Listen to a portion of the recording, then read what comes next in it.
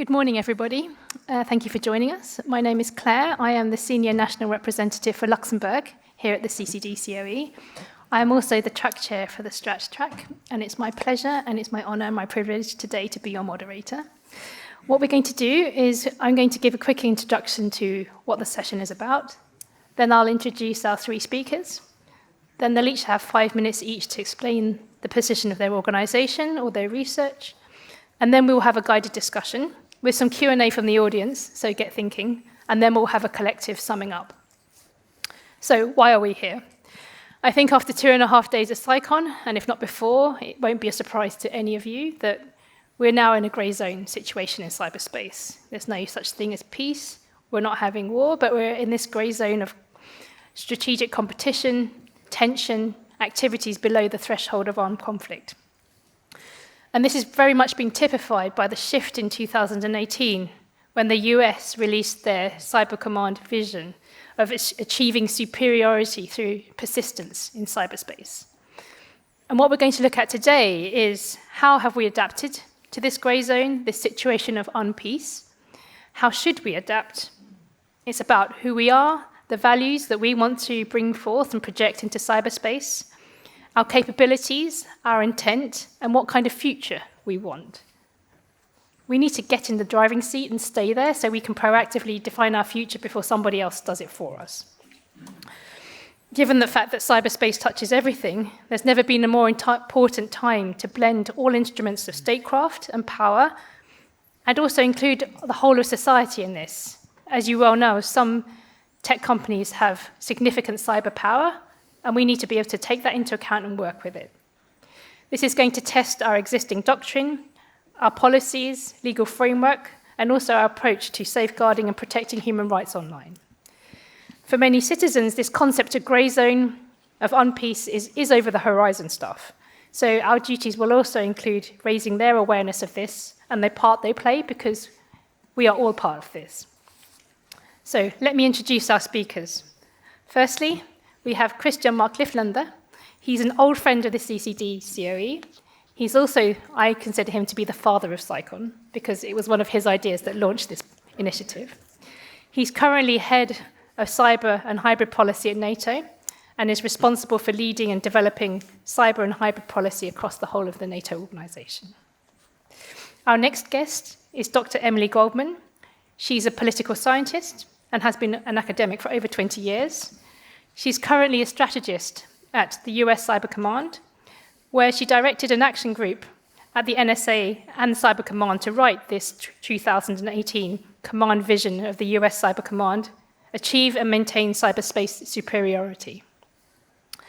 And last but not least, we have Professor Greg Austin. He is the founder of the think tank, the Social Cyber Institute. He's an adjunct professor at the University of Technology in Sydney. He's formerly the Senior Fellow and Head of Programme on Cyber Power and Future Conflict at the International Institute of Strategic Studies. He has consulted for many organisations, including the UK Foreign, Commonwealth and Development Office, the UK Ministry of Defence, the European Commission, and the Australian Department for Foreign Affairs and Trade.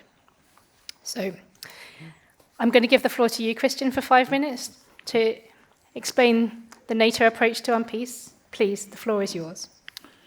Thank you, and good morning to you all. It's good to be back home. It's also good to be here at CyCon, because I think it's the sort of the best makeup. I do these things everywhere, but here it really sort of makes me feel like a rock star. So it's good to be here. So 2 points, perhaps sort of first on a sort of a look at the persistent engagement, everything that we sort of understand or view when it comes to this concept, and second, perhaps on NATO.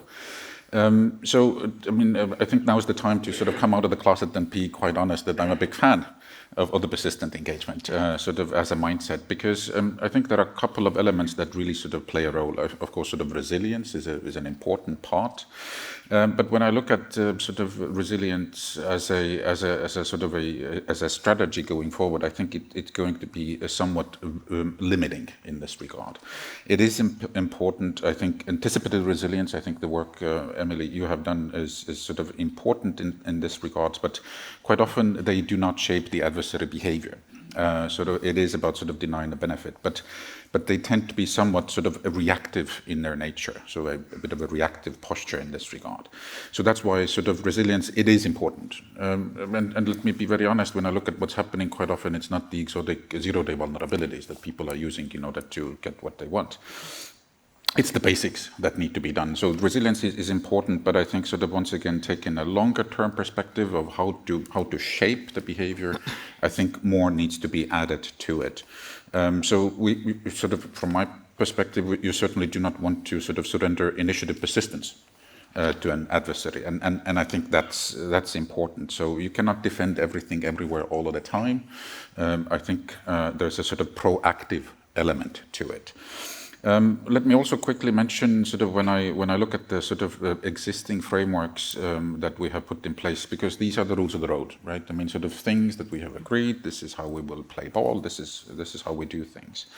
But quite often, and let me go back to the strategic competition piece. Sort of when I look at some of the legislation, it still reflects the time of peace, not necessarily the time of strategic competition. So I think we have a bit of a disconnect in this regard, which I think is causing us also to a certain extent to sort of to fight with one hand behind our back, not necessarily competing, but once again reacting. And sometimes this is concerning because also I guess you can call it lawfare. Some of that legislation is being used against us. It is being manipulated with in order to kind of get the kind of effects that people are sort of looking for.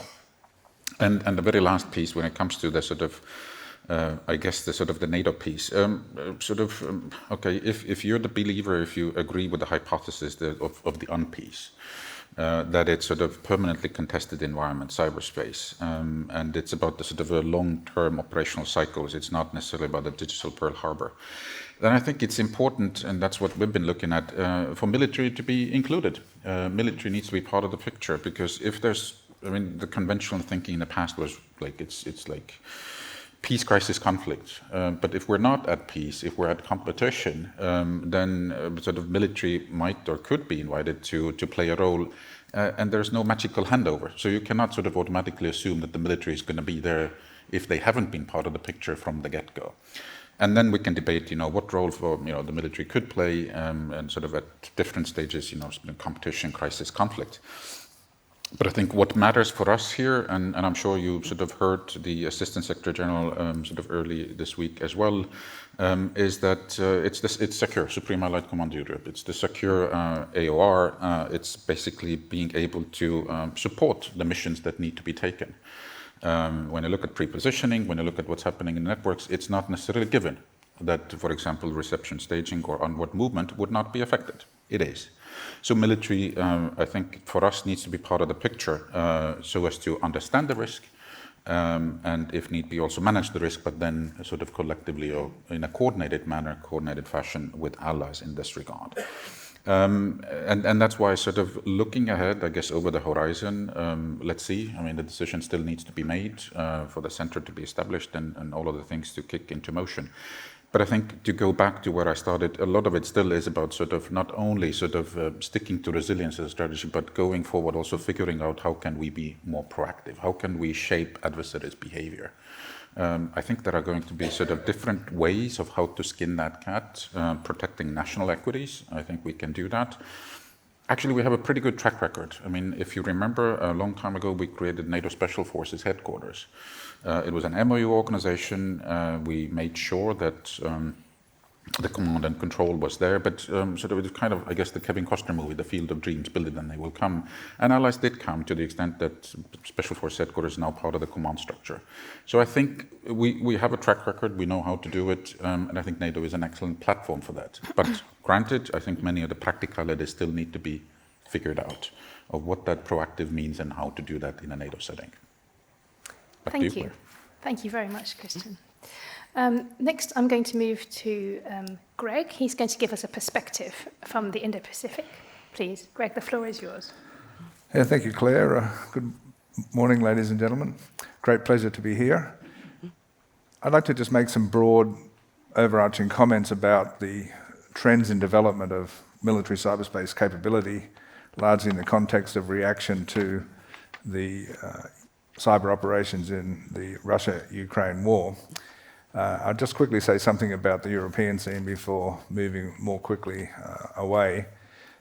The trend is pretty clear and emphatic among leading European countries that the Ukraine war showed a very urgent need to reassess cyber capabilities, to build new capabilities where they didn't previously exist, and invest large amounts of money. The rhetoric used by some military leaders around the significance of these changes is notable. And for example, the commander of the French ground forces said that, well, we might not have had a cyber Pearl Harbor, but we well and truly had a cyber war. So I think that it's good to have a look at how people are talking about these things. In the Asia Pacific, the trend has been perhaps even more marked. In the case of Australia, my own country, we're making the biggest investment in defence signals intelligence that we've made since the creation of our organisation back in the 1940s. We look to double our expenditure over a decade.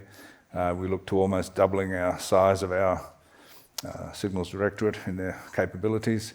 And we're following the United States strategic dispositions in terms of defend forward, building international coalitions and the like. From Japan, we see a similar sort of reorientation, quite substantial. I mentioned the other day they issued 3 policy papers, high-level policy papers, on their strategic posture over the period of just several months, and they made a significant change in their policy to consideration and promotion of active cyber defence. And it's worth repeating, I'm sorry I said it the other day, for Japan to undertake active defence of any kind has been a rather significant political and legislative journey in the last 5 years or more, and to now shift to cyberspace in that consideration is particularly important. Japan is making similar investments to some European countries in terms of expanding its the number of people, number of military personnel looking at cyber missions. It's not as dramatic as the case of Australia. So, for example, Australia will recruit more for its military cyber missions in the next 10 years than Japan has announced so far. Of course, what Japan is doing that we're not is quite interesting, as was announced here by a participant in the conference. Japan has made budget provision for around $500 million to integrate AI into cyber operations in the defence and national security sector. I'd like to finish with some comment about China's evolving position. So the IISS put together a research paper on the responses by 10 countries to the cyber operations in the Russia-Ukraine war. The initial draft included 15 countries, 2 of which were China and Russia. Well, we knew quite a bit about Russia's reaction, and I'll get to that, but I'd just like to mention quickly China's reaction. As of the publication date of that paper, which was February this year, we had no reliable information on how China, in the public domain, on how China was going to shift in response to what it had seen. Well, we now have the answer. In April this year, it announced the breakup of its strategic support force, established only in 2015, into some smaller elements, and the creation of a new thing called the Information Support Force, which would operate alongside a pre-existing and somewhat reformed cyberspace force. So China is moving dramatically, but what's really interesting about the Chinese moves is it indicates that China is far from ready to take on the United States and its allies in cyberspace. Some of the commentary around this change in China is particularly notable in terms of we haven't moved quickly enough in some of these areas, we're not ready, our technology is questionable, and we even lack basic command and control for some of the conditions of modern warfare that we've seen. I'd like to just, on the final point on China, is that in warfare, if there's a crisis in the Taiwan Strait, we should not expect to see a replication by China of its peacetime cyber operations. It will have a completely different operational concept. it will be dominated by psychological warfare, backed up by highly accurate, sustained, multi-wave attacks on Taiwan's critical infrastructure. So it'll be nothing like we've seen from China in quote-unquote peacetime. A final word on Russia. We might like to think that Russia survived the war so far in cyberspace with little damage to its capabilities, compared with the damage to its conventional capabilities. But there's, to my mind, considerable disarray and dismay in Russia about the defeat that it suffered in cyberspace at the hands of the most powerful cyber alliance ever assembled in history. The United States, its NATO allies, Ukraine, and large private sector companies. In the Russian mind, they suffered a very serious defeat in losing the battle for Kiev. So we can think of the Ukraine war as continuing, but the Ukraine war that continues today is shaped by the fact that Russia lost the battle for Kiev in the first 6 to 8 weeks of the war. And in that, there are Russian commentators who've gone public and saying things like, the Americans knew everything we were doing before we did it. So basically an admission that Russian counterintelligence was very weak, and the intrusive potential of the adversary allies for espionage against Russian activity was enormous. Add to that the recent political turmoil in Russian government and between the various arms of the Russian intelligence community, and I think we have a very interesting picture of a much weaker Russia in cyberspace. So collectively, the threat going forward is a little bit less from the point of view of what NATO might need to think about, but we have the advantage that while Russia and China might be weaker in some respects, NATO's got this opportunity to sort of forge ahead and do good things. Thanks. Thank you, Greg. Emily, would you like to tell us a bit more about how you see it from the US Cyber Command? Thank you. Thank you. It's a pleasure to be here today, and thank you to the organizers. What I wanted to do, as Claire requested, is to talk a little bit about the U.S. approach and the U.S. thinking. I think there has sometimes been misconceptions, so hopefully I can briefly walk through the logic of the approach. We don't really use the term Unpeace, but do see cyberspace as a continuously contested environment, one in which cyber operations have become a standard tool in diplomacy and competition. So what we see is that this restraint above the threshold of armed conflict, okay, in terms of cyber activities escalating to armed conflict, we haven't really seen that, but that's been accompanied by this routinization below the threshold of armed conflict. People often talk about norms in cyberspace. I would argue that we actually have a norm, and it's not a very good one because we have this sustained behavior that really has not been contested over a period of time. So that's kind of what we see, but what the implication is that this activity is having strategically consequential effects on the power of the United States, its allies and partners, on democracies, and those effects are cumulative over time. Okay, that's a key element. So we have adversaries that recognize that they can impose losses upon us without going to war, without risking war. So we should anticipate that this behavior is going to continue, and they're going to continue to experiment with new ways to leverage cyberspace, whether or not we as an alliance or as partners respond or not. I'm not suggesting that we should not respond to significant cyber incidents, but it has to be pursued in tandem with efforts to thwart that aggression below armed conflict before it harms our nations. That's the proactive approach. Efforts to deter this aggression, I think, have, below the threshold of armed conflict, have not succeeded. I think that's now a consensus among both policymakers and scholars. So what may work to deter a catastrophic event is not dealing with the majority of this malicious activity below armed conflict, which is becoming routine. However, what we've learned is that we don't have to be passive. Okay, if we wait and we're in a response mode, we're accepting the losses and we're having to react after the fact.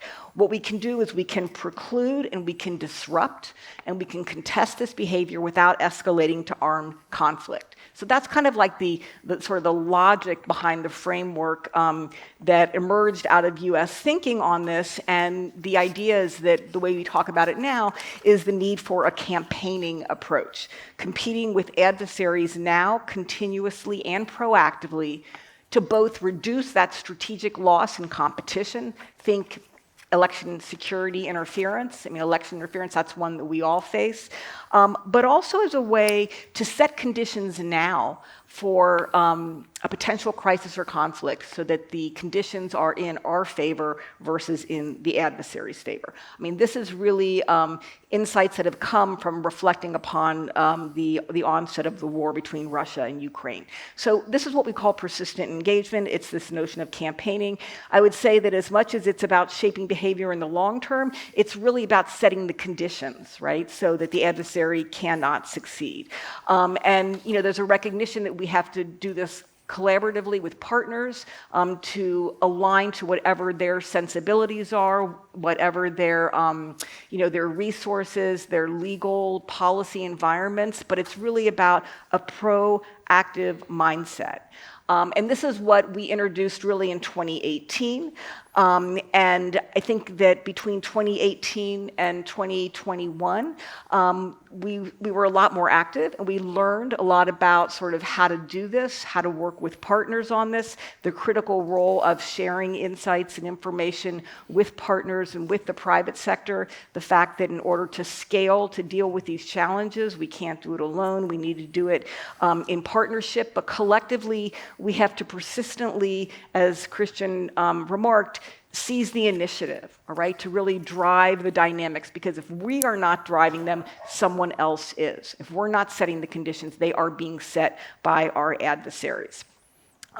So if you look at the documents that came out most recently in the United States, our National Cyber Strategy, our DoD Cyber Strategy, and the National Defense Strategy, they explicitly state that the U.S. views itself in this strategic competition, and that is going to continue even when we're in conflict. Okay, so those activities don't stop. They may change in terms of, for example, what the belligerents will do, but there's going to be other malicious actors out there operating.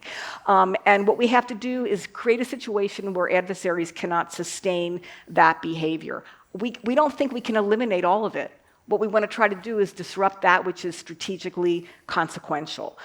So I think if you look at the 2023 strategies, they really solidified this pivot that began in 2018. And so where we are now is understanding how we can continue to address these threats below the threshold of armed conflict, at the same time learning about what it means to be persistent in conflict, where opportunities are fleeting, and where we have to continuously be adapting to what the adversaries are doing.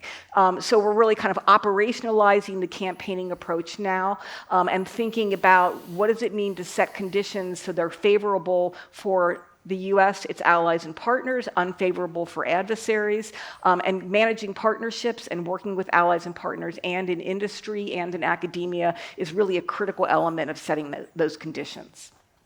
And I'll stop there. Thank you, Emily. It's, your point about setting a hostile and unfavorable environment is very resonant, because we cannot control everything all of the time, but it's about selectively picking and making the most of the opportunities that do arise, and also creating an, in general, environment that's tipped in our favour. We're going to start a guided discussion. I will start with a few questions, and then we will go to you, audience, for any Q&A as part of that. So my first question is primarily to Christian, but Greg and Emily, please feel free to also jump in.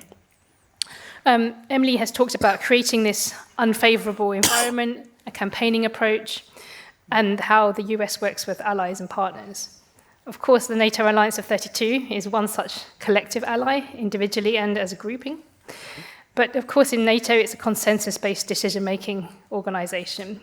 And so you have some vanguards, you have some rearguards, you have some that really want to spend the time to feel comfortable before they can move forwards. And so you have a risk that decision-making and progress is at the lowest common denominator. But of course, we get strength through unity. What suggestions do you have to inject a sense of urgency and to ensure actionable, timely outcomes as a bloc?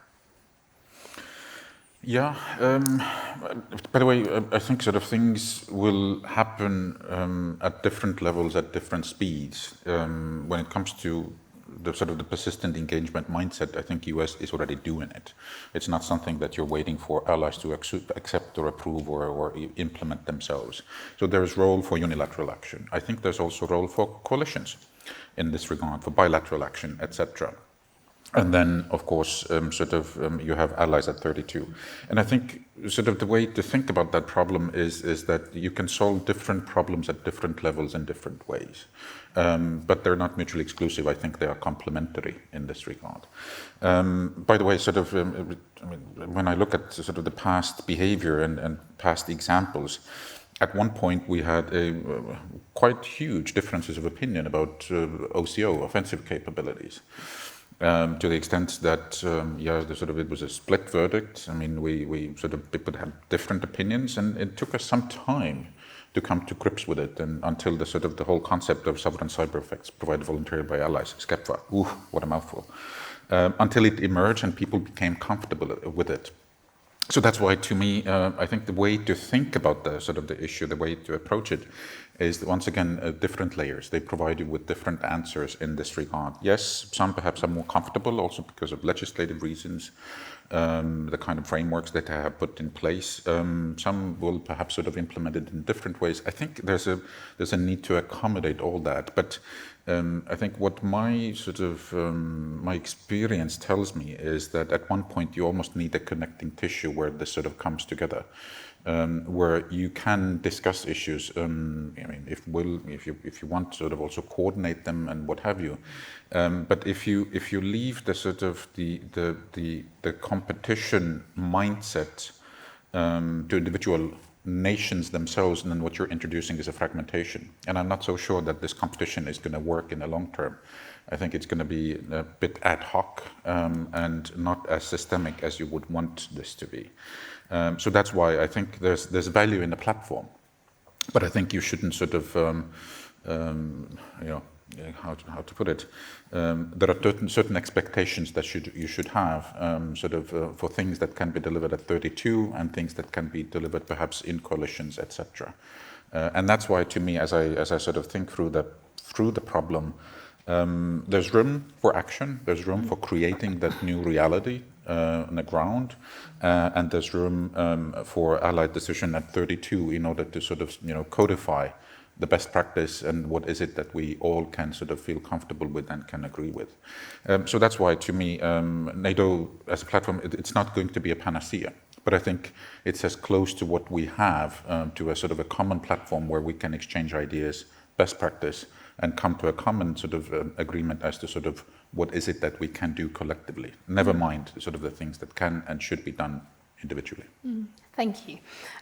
Your point there about the fact is that you sometimes need a coalition, sometimes you act as an alliance, and that it's on many levels, makes a lot of sense. I guess as the secretariat side of NATO, the administration part of NATO, you have to recognise that there's sovereign decision-making, so you can't impose.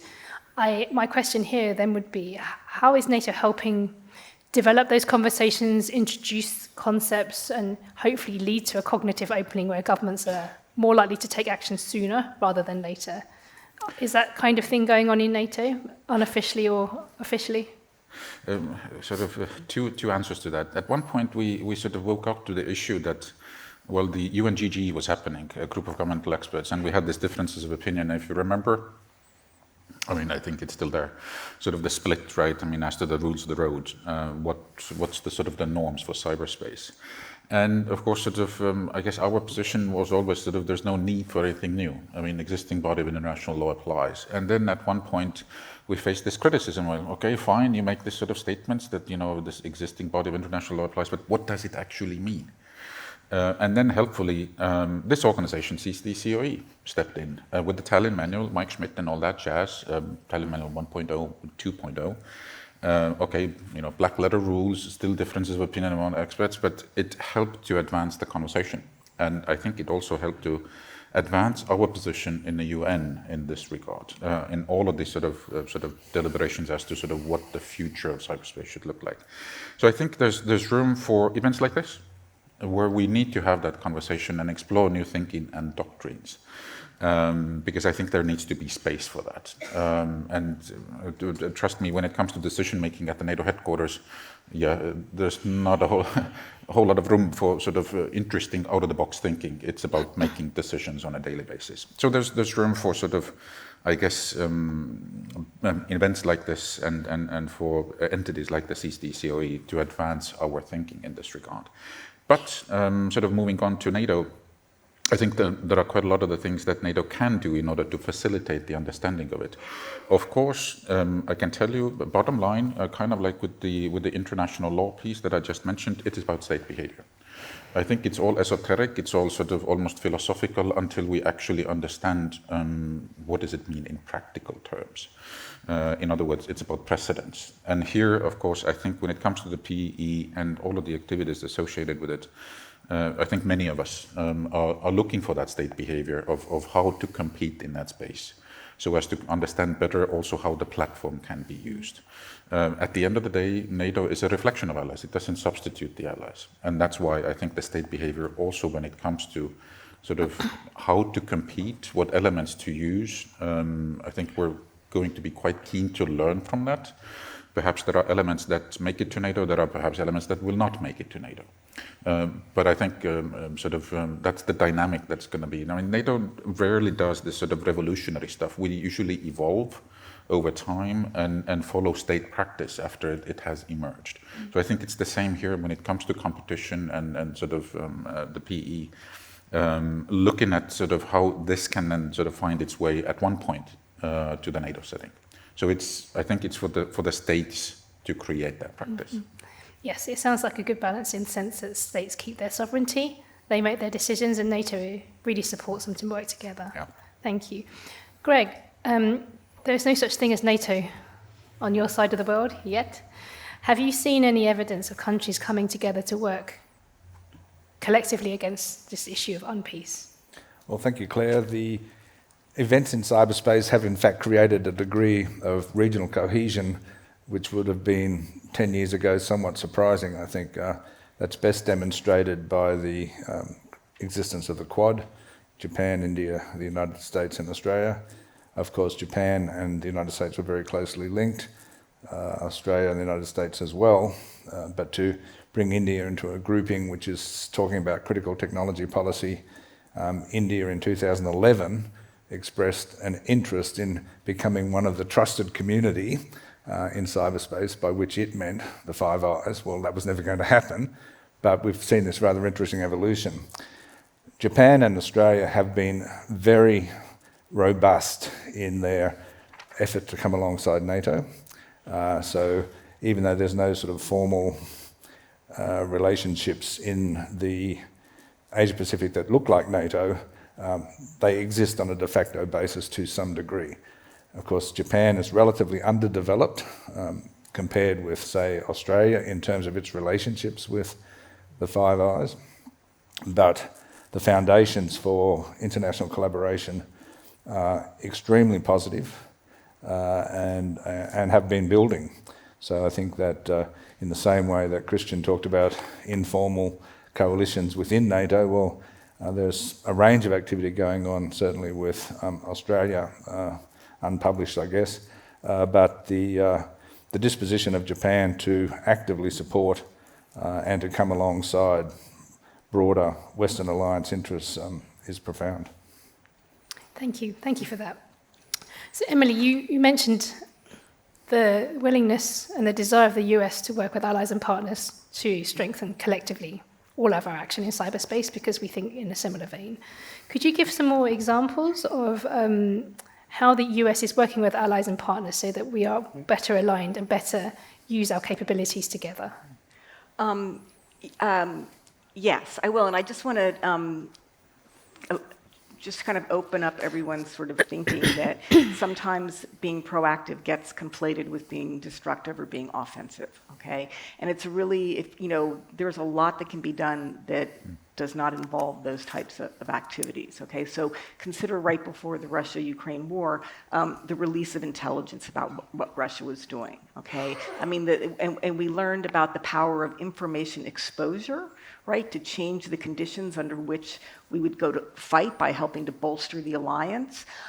So there's a variety, another example of what we've done are our hunt forward operations, which are a sort of a subset of within our strategy, and those are operations where our teams are invited in at the request of a host country to help them hunt on networks that host country identifies as a priority.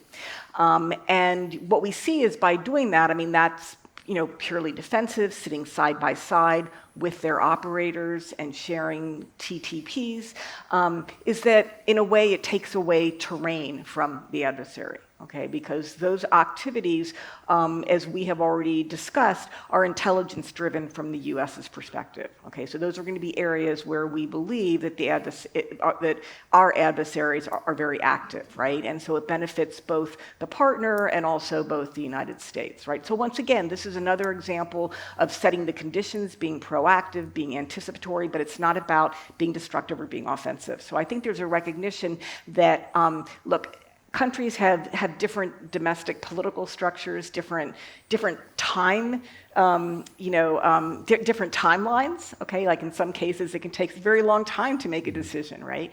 And different legal interpretations, different domestic constituencies. So recognizing that, the challenge for democracies is to really bring our capabilities together to scale against determined adversaries that have a very clear strategic end state and they're resourcing it, right? And so to figure out how do we bring all of those tools together in a collective fashion.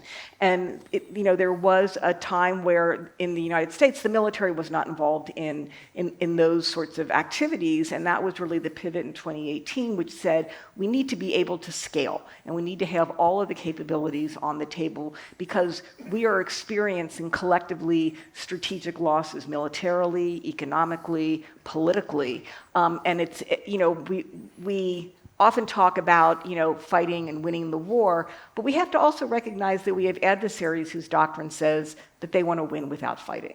Okay, so we cannot be in a situation where we're only preparing for kinetic conflict. We have to think about what is happening in what you would call unpeace. So those are some of the examples, and I think that the United States is very sensitive to different countries' situations, and recognizing as well with Japan that was a huge leap for what Japan did in terms of active cyber defense, and then seeing how they're going to interpret that, right, and operationalize it going forward. Yes, thank you, Emily. I can definitely understand how the hunt forward is very much a win-win, both for the United States and their allies and partners. You actually touched on something we're going to bring up now about the civil-military element, civil-military cooperation, and how, as Christian also raised, that militaries traditionally only get involved in war, and when they get involved in crisis, it's under strict parameters and oversight. Could you tell us a bit more about the formation of the US Cyber Command and the decision to bring both the civilian and the military components together, and what perhaps structures were created, how you managed to get political buy-in, and indeed if any legislation or new legal frameworks were required? So, I mean, when the command was stood up in 2010, okay, so and that was, prior to really having, it wasn't fully operational at that point, right? But I think that there was a recognition in the prior years that cyberspace was going to be a key sort of battle space in great power competition, right? And so there had to be some way to organize, train, equip, plan, and do a whole variety of activities that our Department of Defense does, but they're enabled if you have a standing command that can receive that. So a lot of that goes to the authorities that govern the way that we operate. And, I think over time, as the capabilities have developed and we've become, more robust, and as I said, in 2018, there were, there was legislation from our Congress that defines cyberspace activities as a traditional military activity, okay, which basically said that it was no longer subject to the oversight of what covert operations would. So it's treated like a traditional military activity. We had a presidential policy directive that came down, which delegated more authority for cyberspace activities to lower levels in our interagency. But I want to, emphasize that the activities that we do are we're consulted, and there's a process by which the entire interagency in our government weighs in on them, right? So when you talk about civil military, the way that the process for reviewing these types of activities and operations occurs, we have other intelligence agencies, we have our State Department, so all those foreign policy equities, civil liberties, law enforcement come into play, right? And so we take that very seriously in terms of making sure that these activities really support a whole of government approach to what we're trying to achieve. So that element of civil military, I think, has been exercised a lot more with the Russia-Ukraine war, and it's working, very well.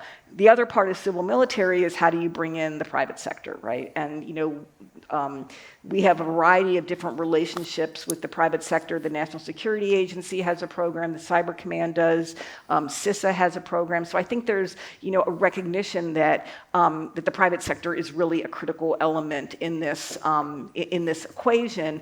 The question is, how do we operationalize that going forward? How do we get beyond just information sharing and think about maybe operational integration under certain conditions? So there's a real recognition, which I think everyone in this at this event has really talked about, that we all understand the importance. The question is just how do we make it, how do we make it deeper, and how do we make it more operational? Yes. Yes, Christian, I'd like to add, I think the way to think about it is not only sort of civilians helping military, but I think it needs to be the other way around as well. Because to be very honest, if sort of military's requirements are not taken into account as part of the Unpeace, then of course you're missing a beat, because then military would not be able to actually fulfill the task that it has been given. So certain requirements demand that the infrastructure, critical national infrastructure, be defended not only for the sake of business continuity of providing electricity for the people and the population, but also for preserving that freedom of maneuver for the military side. So I think the important thing is that it goes both ways. Yeah. Okay, thank you. And Emily, yes, thank you for telling us that the decision-making and the consultation is cross-government, because then it allows a much more coherent approach. And it does sound like you've streamlined it, unfortunately, having to exercise it since February 22, but at least now you know these structures work, and it's an iterative process to make them even more effective so you can be even more timely in the future. Regarding your conversation with the private sector, we talked about this before, that right now in the Ukraine scenario, it's quite relatively simple risk calculus for private companies to pitch in, both out of solidarity and also in order to protect their business interests and their customer base. In the future, conflict is going to be more complex. The risk calculus will be slightly different, if not very different. Are you already starting to have these conversations with private companies so that they can start thinking about where their risk, what their risk appetite is, and also so that you can scope out what operational, strategic, and tactical support they can be willing to be provided, so that you can factor this into your own planning and contingency? Yeah, I mean, it's an interesting and a very challenging question. I think one of the things that we all learned from Russia-Ukraine is that private companies have independent cyber power, and that power creates impact on the battlefield, right? So we need to think about what does that mean in conflict, because we represent states. Many people, that for those who represent state governments, we need to think about, that in the case of Russia, it was, I think, a relatively, I don't want to say easy, but it was a little bit more straightforward decision for companies to support Ukraine, right? In a conflict in the Indo-Pacific, it may be a little more complicated because there's a whole range of other economic and business considerations that are going to weigh in, right? So what does that mean for how we go forward, right? And so I think we did a little discussion of this earlier this week, but I think that's a really interesting question, and we're sort of exercising the integration and competition. But what does that mean when, a Starlink can make a decision that has a direct impact on the battlefield? How do we as states think about that? And how are we, and how is the private sector thinking about that, right? And how do we maybe do some, integrated planning or conversations about this? Because the most important, I think one of the other important things that we learned is you don't want to go into a crisis not knowing who your partners are, right? And there's a variety of things that we need to do now to set the conditions to be able to address threats that we see in the Indo-Pacific, right? And that means really working with the private sector and understanding their equities and recognizing that they're not going to be aligned to states, but perhaps there is some overlap and convergence that we can build on. Yeah, thank you. Christian, at NATO, is there a push to gently encourage allies to have that discussion with private companies? Or is it something that you very much leave them to do on their own? Well, I think it's happening both at the at the NATO level, but it's certainly happening also at the national level. I think many have woken up to the fact, that you cannot really go it alone. You need the private sector. But it's a much more complicated issue than that. But perhaps not an interesting example that I like to give is not necessarily from cyber, but from disinformation. And when you look at how disinformation, particularly when you look at this year, the election year globally speaking, the level of disinformation campaigns that are happening, then what we are seeing, of course, is that many of the allies try to get with the content moderators in social media, the big tech platforms, which tends to be difficult because you have third parties that are actually in control of it. So there's a need to somehow protect yourself, to defend yourself, but not all industry partners are created equal. So I think people are struggling. They're trying to find the right formats, the right ways to cooperate with industry, and to make it so. But it's clear that not all industry is created equal. I think that's also very clear. So you have perhaps the ISPs and the telcos, and then the local industry that is perhaps much more comfortable working with you. But then you also have to recognize that there's the global platform, the global multinational companies. That it's a different ballgame, if I may say so. So there's not only a nudge. I think we have given a push. From NATO, we even declared a while ago a NATO industry cyber partnership in this regard as a way to focus the mind. But I think, going back to what Emily was also saying, I think quite often a lot of it boils down to creating these incentives, for both sides to feel comfortable that there is value, there's a win-win relationship in this regard, that their equities are protected as well going forward, so that they can play the role. I think increasingly what I'm seeing, doing business with industry, is that because of this increased risk appetite, particularly on the part of the Russian Federation and the elevated threat level, I think companies are also at the board level waking up to the fact that they might perhaps not have been interested in geopolitics, but geopolitics is interested in them. Actually, the bottom line is affected by the fact that geopolitics is happening to them. So more and more, it's a bit subjective evidence, but more and more I think what I see is the deliberations also at the board level, trying to come to grips with the fact that how do I defend myself against APTs or proxies that are coming after me because I just happen to be part of that camp, that is being targeted. Yes, well, that platform does sound very good, as in it focuses the mind, as you said, but also allows people to build that interpersonal relationships and the trust and the contacts. And yes, I think once upon a time, board members were not interested in cybersecurity. Now they're very much aware of it, and it sounds like they're now opening their minds to the concept of strategic competition and what it means for them. Greg, from what you said, it sounds like governments have made some real big changes and decisions since the conflict started again in 22. And this is a year for, 75% of citizens in democratic countries get the chance to cast a vote. I'd like to talk a little bit about the challenge of short-term decision-making, as in within a democratic term, versus the long-term perspective planning of some other countries, and how can we blend both protecting and having our democracy with long-term strategic planning? Well, that's a challenge. Well, I think it's possible to talk about tensions between long-term prosperity issues and short-term national security issues. And I think all governments face that, whether they're authoritarian governments or more democratic. The countries of the Anglo tradition have no trouble compromising broader, longer-term social interests in favour of national security interests at any time. So, the tension that exists in public is not really operational, in my view. At the end of the day, certainly in the Australian case, the government is a government of a national security state and quite comfortable in that role, and only sort of plays out the process of consultation and the other.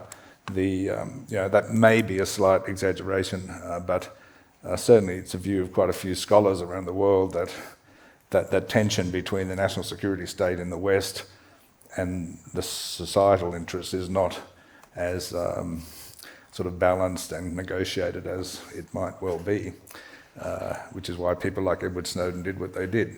And it was interesting, I was in New York in 2013, and in our little organisation we had about 20 people around the room. The CEO said, who supports what Edward Snowden did and who doesn't?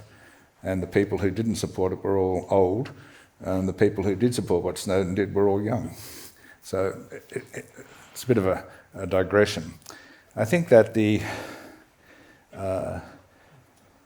we're in a situation where governments, certainly in the Asia Pacific, have been promoting national security threats in a way that's somewhat exaggerated.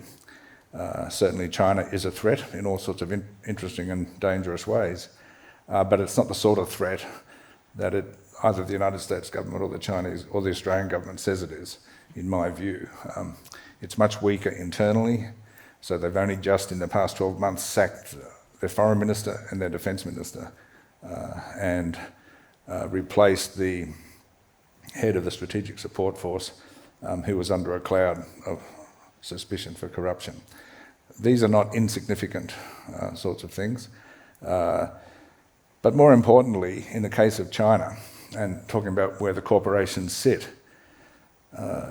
we can all relate to the position of Microsoft in Russia. So it had very low exposure in Russia, was earning next to no money in Russia compared with the Microsoft agenda. In 2012, Microsoft declared, and it's never said it since, that it would depend on China for 25% of its financial growth in the future. And so Microsoft's position relative to China is very different from Microsoft's position relative to Russia. A lot of nuance. Microsoft said in 2013 after Snowden that we will cease to position ourselves as a patriotic American company.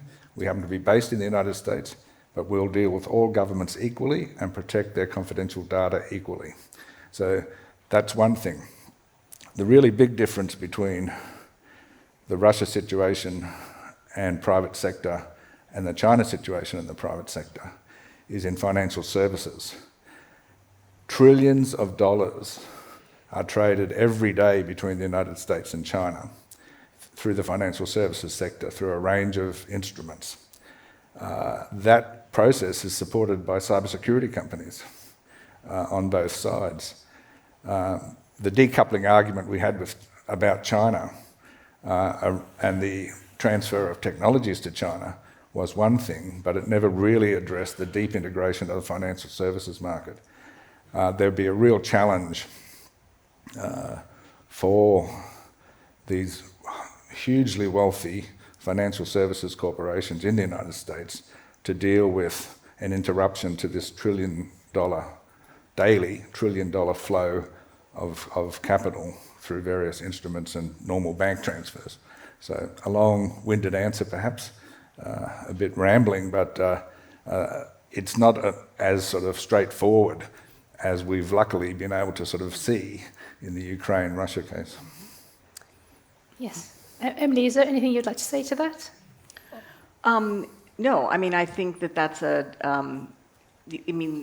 think that's a great description of those tensions. I would, just in terms of the long-term versus short-term, I think at least in the United States, there's more of a consensus in terms of we're engaged in this competition and China is our pacing threat, right? And whether that's exaggerated or not, I mean, we can sort of debate that, but I think that is a consensus. So even as you would have changes in administration, I think we've seen this persist through 2 administrations. And I think the other point I would just make is that I think that it's, in terms of the cyber dimension of it, it's really kind of an ideological contest between those who believe in information freedom and those who believe in information control. Right? So it really goes fundamentally to the nature of how we understand the information space and what types of governance that we want for our civil society in our countries. Yes, I mean, it does seem to me that in the United States there's much more consensus about long-term strategic planning in the interests of national security and the interests of your country, and perhaps other countries do not see it in quite the same way. We have 19 minutes left, so I'm going to just start the last question, and then we'll move to you for Q&A. So my final question for discussion is, Christian, if you had the power, the resources, and no comeback, and your job was safe for life, what would you do to address Unpeace from a NATO perspective? You're not going to be surprised. I think sort of what I am concerned of, based on sort of perhaps some direct evidence, but also circumstantial evidence, is what I would call this sort of new normal. And what I'm a bit afraid of is that we're getting used to that new normal. I guess some call it boiling the frog, right? I mean, sort of you up the temperature, and then, at that next level, we're quite comfortable with it. In other words, and once again, going back to sort of we're being shaped, and we're okay with it. And I don't like it. I mean, I want us to reject it.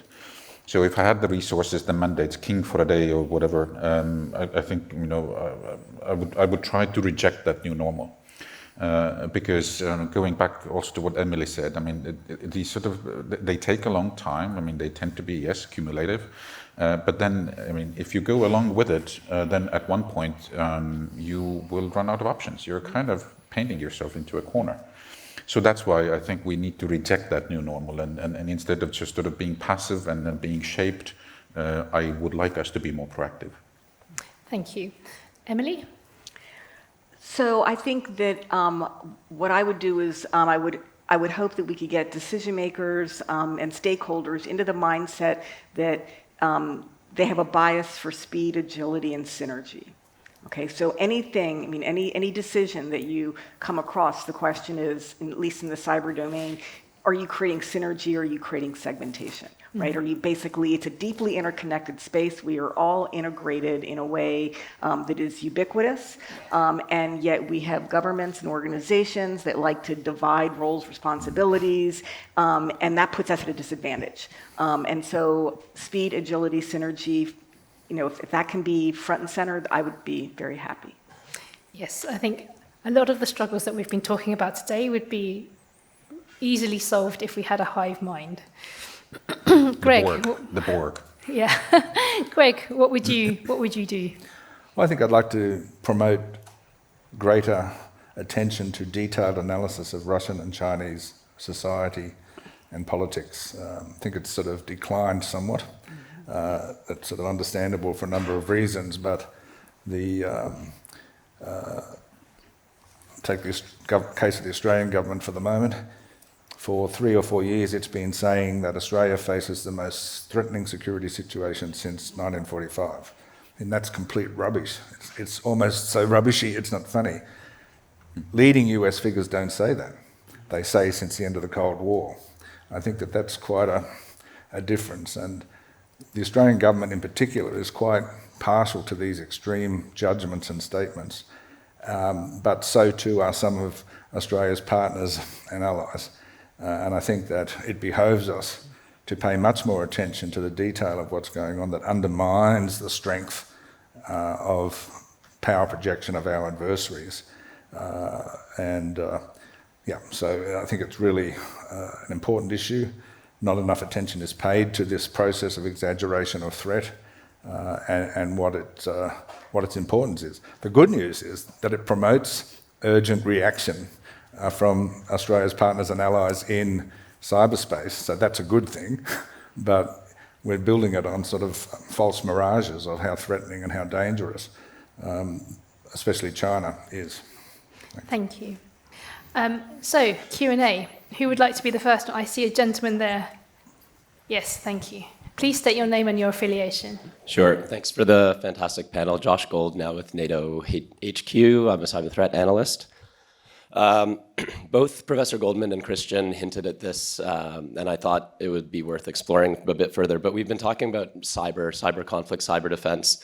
But to what extent does this kind of proactive thinking fit more with the influence or disinfluence threat? And where is the disinfo threat cyber versus not within the context that we've been talking about? Thanks. Emily, please. So I thought we would get out of here without a question about information. You know, at least we in the US government had gone through many different iterations of trying to think about the role of where information operations and those types of activities, influence operations, fit in, right? And so the way that I like to think about it is, I mean, obviously these technologies are converging. It's really hard to separate them. But I think to go back to my comment about the ideological conflict, I think democracies are comfortable with connectivity, thinking about, and that's what cyber is. It's about the pipes, right? And how clean and secure is that connectivity. We see more techno-authoritarian states also want to interfere in content.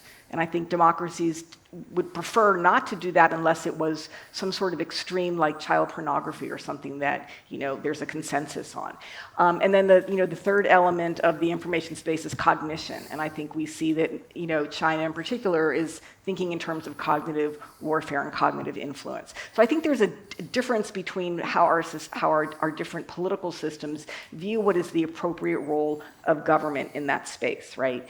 And so that's kind of a sort of a roundabout way of saying that there are, that I think at least in terms of the content in the information space, I mean, I think that's a conversation democracies have to have, right? Because it's a very slippery slope, right? And I don't know exactly where I come down on how we think about information, regulation, et cetera.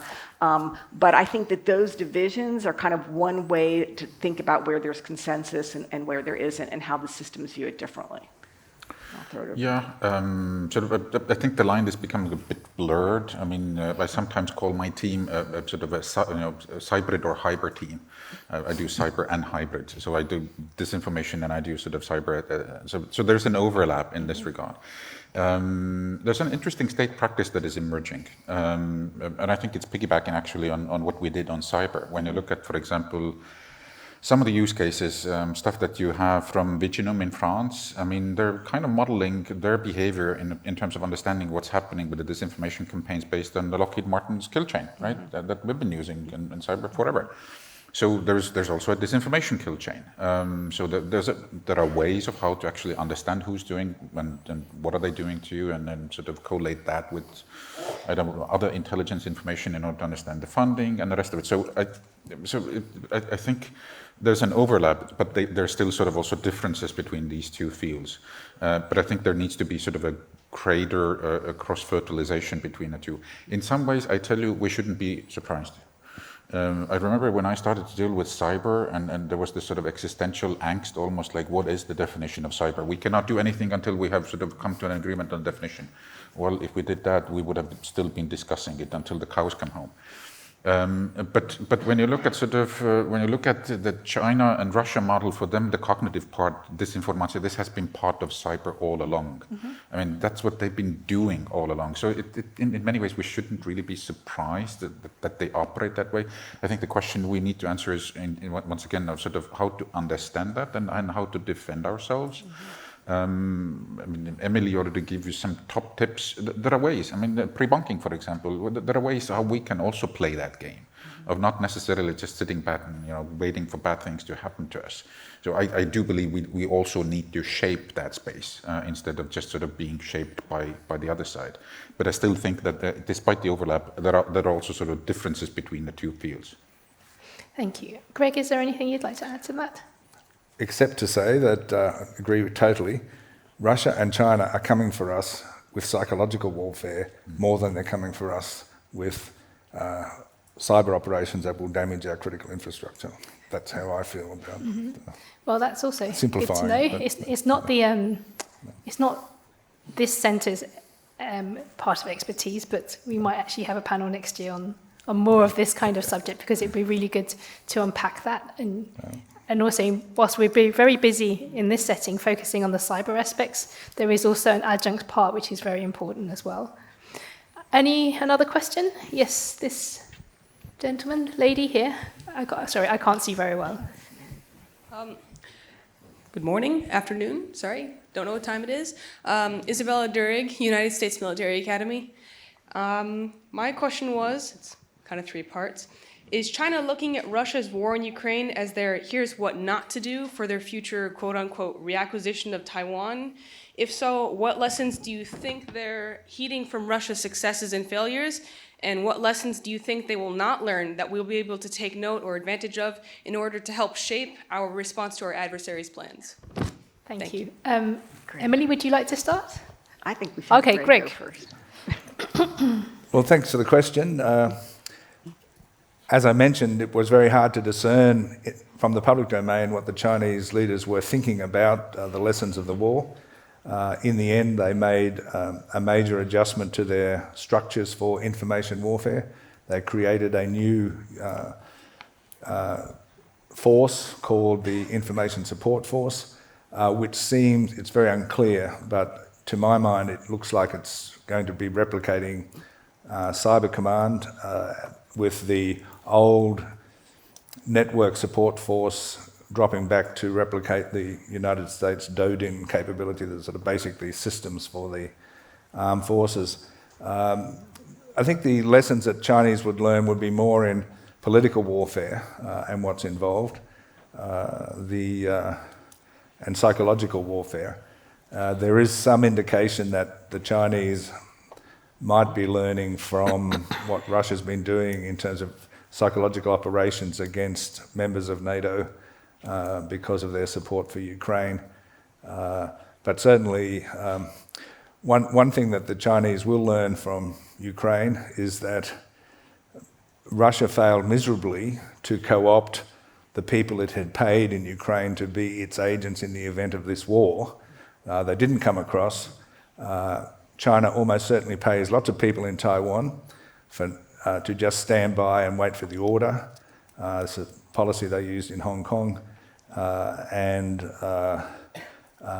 they will be applying more discipline to their agents in place in Taiwan as a result of what they saw in Ukraine. Thanks. Thank you. Emily? So just to add to that, I think, look, we're just trying to figure out what lessons we've learned. But to project on what another country has learned, that we don't have that insight. But I think one element would be this issue of narrative control, okay, of being able to control the narrative. And I think that, even though we were able to challenge Russia's narrative within Europe, in other parts of the world, the Russian narrative continued to resonate. Right. So, in Africa. So we got to be kind of mindful of that. That would be one element. And the other is the importance of the fact that the West wants to fight as an alliance. Right. So anything that you can do to create fissures or to weaken the decisiveness around that is going to be, I think it's going to be foundational to their theory of victory. Right. Is how do they do that. So I think that might be another element. Yeah, I think that's a very important element in the sense that we are an alliance, we work together, but of course it's relatively easier and a tactic as old as time to divide and conquer. And when you're up against large countries with long-term vision that are more autocratic, they don't necessarily have the same problems that we do, and it's both our strength and our weakness, and how we overcome that together is actually very crucial. Christian, is there anything you'd like to add to this? Yes, go Army, beat Navy. Yeah. Joking aside, I mean, there are sort of midshipmen also in the audience, so I apologize for that. A very cheeky comment. I mean, yes, I mean, we see, sort of evidence of that process happening. But I think an interesting point here is going to be what to make of the MDO, multi-domain operations, right? It's kind of like everybody's talking about it. Everybody's trying it. Nobody really has an answer. So I think that's an interesting aspect, sort of how to use cyber in a conflict. How do you coordinate that? And what's the significance of cyber in this regard if you compare it to other sort of perhaps conventional capabilities? I tend to agree with other panelists in this regard. I think it's a much more useful sort of tool when it comes to psychological operations and when it comes to the narrative control. Because when you look at the conflict itself, I mean, Russians have had, I think, sort of quite big problems in this regard. So I think that could be one of the interesting aspects going back to the sort of the possible Taiwanese sort of scenario.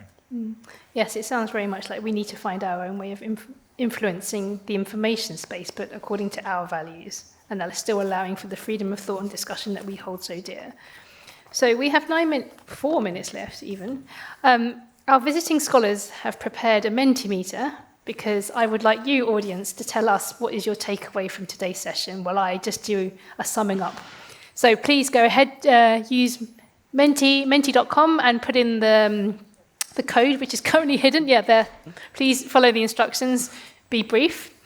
I will just sum up with what we've been talking about today. We've been hearing very much that it's now about looking at how much damage cumulative below threshold activity can be and shaping the environment in our favour and against our adversaries, so making it disfavourable for them.